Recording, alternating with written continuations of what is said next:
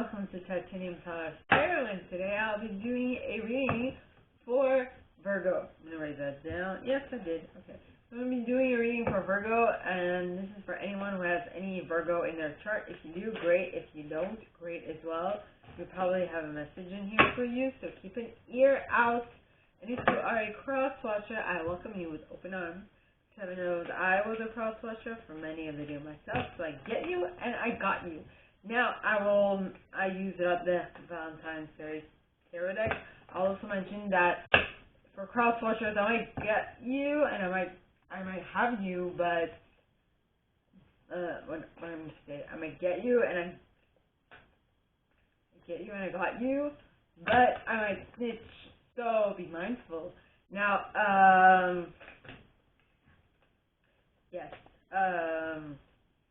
So I'm using the Valentine Fairy Tarot deck, and with that, let's get into the cards. My gorgeous and fellow Virgos. I have one placement of Virgo in my chart. Please, angels and guides, anyone for the highest good who has a message for my fellow Virgos, please come forward and share what they should expect for the coming week. Please, angels and guides. And we got the Six of Autumn. Awesome. Six of Autumn with the Chariot. Four of Summer. Strength card. The Ten of Autumn.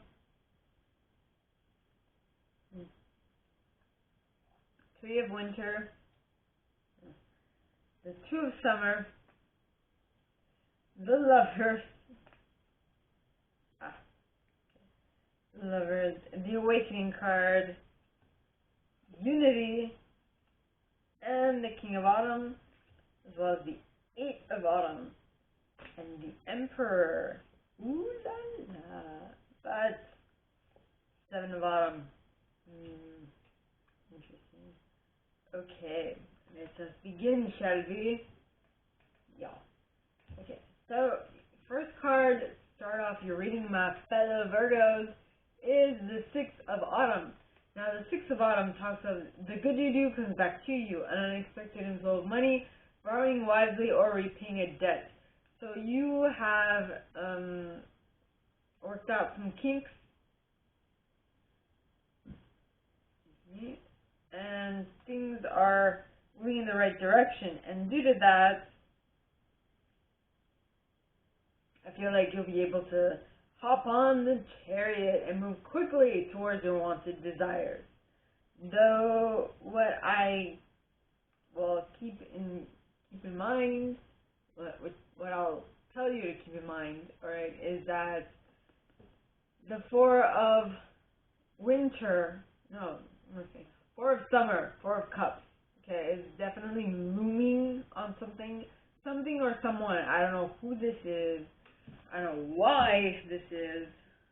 It says, please use your intuition in regards to where this is placed, because it says being distracted and failing to see a magical opportunity, taking someone or something for granted, discontentment with life. Why? You're alive. That's all you need to know.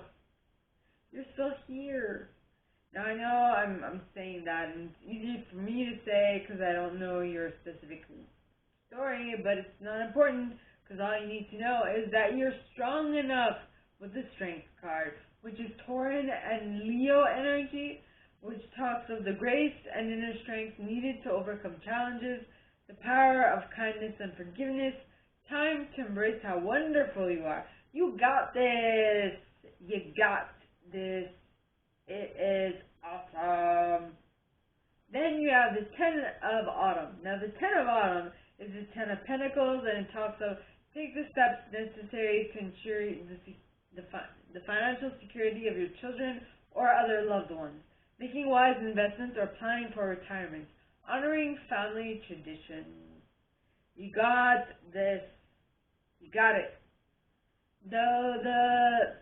When I say, you not only got it, but you're trying to make it last, right? You're trying to make it last, which is good, though you need to prepare your family in the right way for them to have the right thinking pattern to allow this abundance to remain within the family, not to expel others, but for them to be able to keep this going for a long time. Then you have the Three of Winter. Now, the Three of Winter, alright, talks of reach out to others for comfort and love. You will grow stronger from this situation. Sadness that will heal with time. What am I guessing? Okay, so if you don't prepare your family to maintain this Ten of Autumn, they will definitely get heartbroken over it because they're not in the right headspace to allow themselves to see how they can, maintain it and keep it going. Then you have the Two of Summer. Now, the Two of Summer, alright, talks of falling in love or making a serious commitment to someone. I'd like to add there something. Forgiveness and the resolution of a problem. Don't give up. Your relationship can be healed. Yes, it can.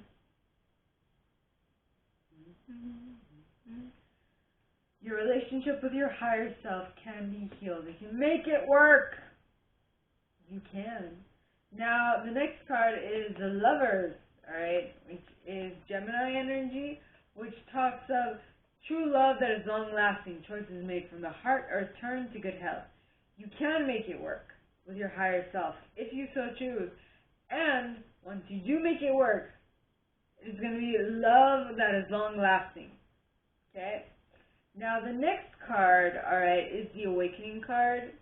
And the Awakening card, alright, talks of change. Well, this is the Hangman in this deck, which is Piscean energy. Like I said, Lovers represents Gemini. I think the Hangman represents Pisces. And it talks of change the way you're looking at the situation. Embrace your uniqueness, a temporary pause in action. Yes. Yeah.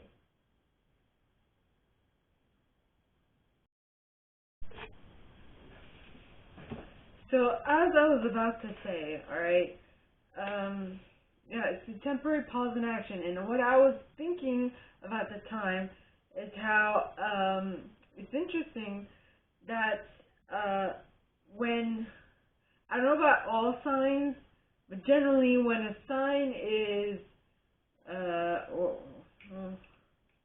when a sign has healed itself, and worked through all the bugs it has with its ego and all those things, or an individual, when they work with all their ego stuff, they will generally embody the best characteristics of their sign, right? So, all of you, every sign, no matter the person, because there's always the positive one, there's always the positive version, or the negative version, right? There's these extremes of any sign.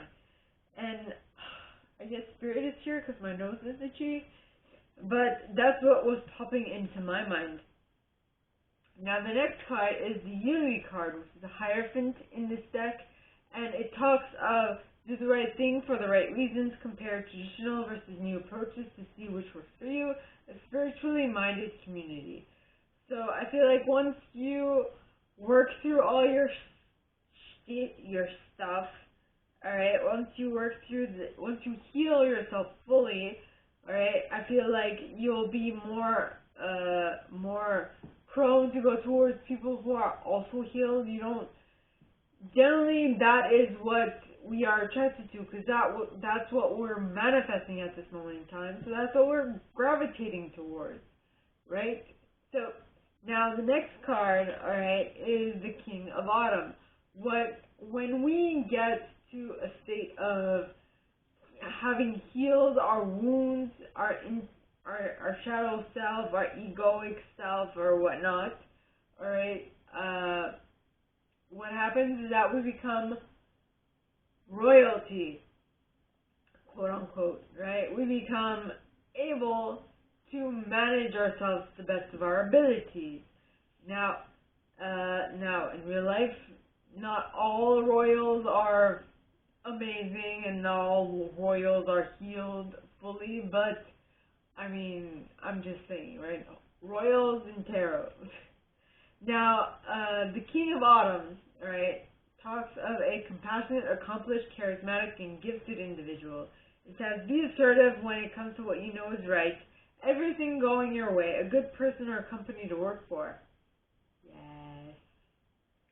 This is someone who has healed their self. Of course, a King of Autumn could be blown out of proportion to the other side, which is someone who has difficulty trusting, depending on how you feel in the moment. A lot of things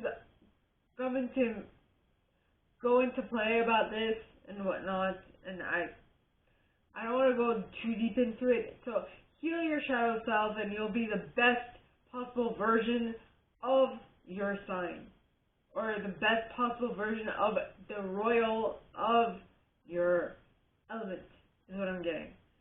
Now, the next card, alright, is the Eight of Autumn. Now, the Eight of Autumn talks of do more research before proceeding. Education in the form of seminars, going back to school, or apprenticeships. Excellent craftsmanship and long-term projects. Yes, that is what it is. It's just saying that I feel like this would be referring to healing your shadow self. I feel like there's some things that you need to keep in mind whilst doing something like that. And, yes. So, the next card is the Emperor. Now, if you do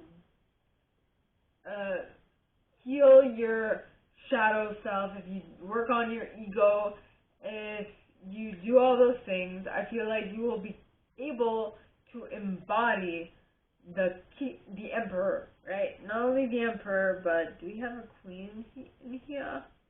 Nay, we do not. But you will be able to embody this Emperor, because you will not only be able... The Emperor is basically someone who has mastered their ego, their shadow self. They've done the work, they have gone deep within, they have healed whatever needs to be healed, and that is why they are the Emperor, because they are in charge of their shit, you know?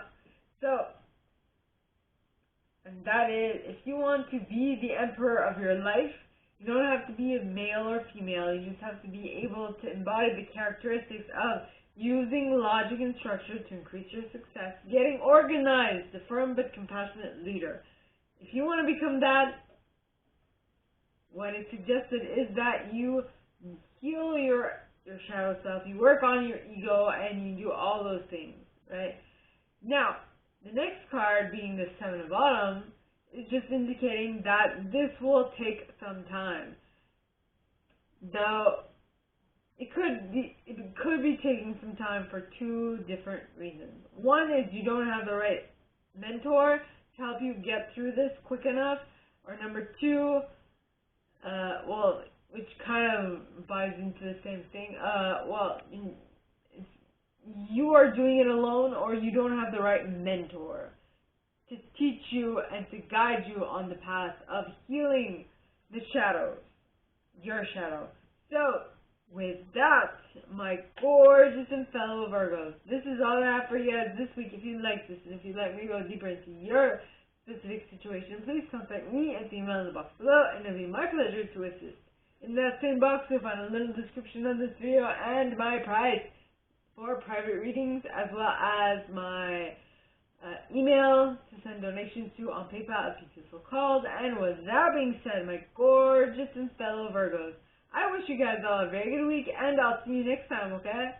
Bye.